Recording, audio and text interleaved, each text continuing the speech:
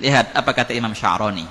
Imam Sya'rani berkata, di antara adab seorang murid kepada gurunya, tidak boleh dia berprasangka gurunya itu tidak mengetahui keadaannya. Enggak. Kalau seandainya engkau menyangka gurumu tidak tahu keadaanmu sekarang, itu termasuk kedurhakaan dari murid kepada gurunya. Al-aq.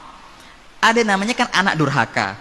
Ada juga murid durhaka. Na'udzubillah min dzalik. Jangan sampai ikhwan kita jadi murid yang durhaka. Berbakti kepada orang tua itu juga ada berbakti kepada guru. Bagaimana bentuknya? Di antara bentuknya ikhwan, yakini bahwasanya mereka para guru-guru itu, para masyayikh mengetahui keadaanmu dengan karunia yang Allah Ta'ala berikan kepada mereka. Mereka bisa seperti itu. Dan juga ini penting ini, Imam Sya'rani berkata, di antara kedurhakaan seorang murid bila mana dia menganggap gurunya sudah wafat. Kan sudah wafat? Enggak. Kalau engkau menganggap mereka sudah meninggal, berarti belum murid engkau nih. Bagimu semestinya sama keberadaan mereka di alam dunia atau keberadaan mereka di alam barzakh, semuanya sama. Justru ikhwan kaum sholihin ketika mereka berada di alam barzakh lebih leluasa mereka untuk mendidik murid-murid beliau. Enggak terganggu dengan acara sini sono, undangan sini sono, enggak. Dan ruh mereka lebih bebas. Tarbiyah mereka tidak hanya terbatas di masa hidup mereka. Tarbiyah mereka engkau bisa dapatkan pun setelah mereka wafat, pun setelah mereka berada di alam barzakh. La ilaha illallah.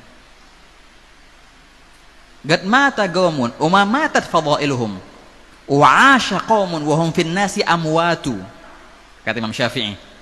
Betul, telah wafat beberapa orang, berpindah mereka ke alam barzakh, namun karunia mereka tidak wafat, tarbiyah mereka tidak wafat, pendidikan mereka tidak wafat, terus masih ada, engkau bisa ambil.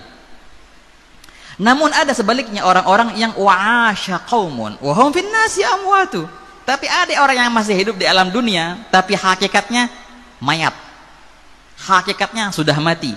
Itu ada orang kayak gitu, mayat hidup. Ente lihat nih hidup nih, ruhnya masih ada di jasadnya, tapi sudah mati. Mati dalam kemaksiatan, mati dalam kelalaian, nggak pernah mencicipi lezatnya doa kepada Allah, nggak pernah merasakan nikmatnya munajat kepada Allah. Itu mayat tuh berarti itu, walaupun dia masih hidup berjalan. Wah kata, carilah kehidupan yang benar, carilah kehidupan yang hakiki. Wah kata ikhwan, la ilaha illallah, istajibu lillahi walir rasul idza da'akum lima yuhyikum. Kata Allah Ta'ala, hai, sambutlah seruan Allah dan seruan Rasulnya bila mana Allah Ta'ala mengundang kalian untuk perihal yang bisa membuat kalian hidup. Padahal yang dia ngomong orang hidup, berarti ada kehidupan lain ikhwan. Itulah kehidupan yang tidak terbataskan dengan ruhnya di jasad atau enggak di jasad. Kehidupan yang hakiki, bila mana engkau sudah meraih makna daripada kehidupan itu, selama-lamanya engkau akan hidup walaupun engkau berada di liang lahat. Wah kata, hidup kebaikanmu, hidup karuniamu. Wah kata. Nah begitulah para guru-guru kita. Jangan sampai kita mengira mereka sudah wafat. Wah udah nggak ada lagi Habibnya. Saya bilang itu hanya prasangkaanmu yang tertutup, terhijab. La ilaha illallah. Bahaya emang hijab itu ikhwan. Hujibu wa hasbuhumul hijabu adzabu. Ya laitahum sami'un nida fa ajabu. Itulah hijab yang membuat hati kita buta, yang membuat hati kita tidak bisa memandang hakikat daripada sesuatu. Dan memang hijab itu azab ikhwan.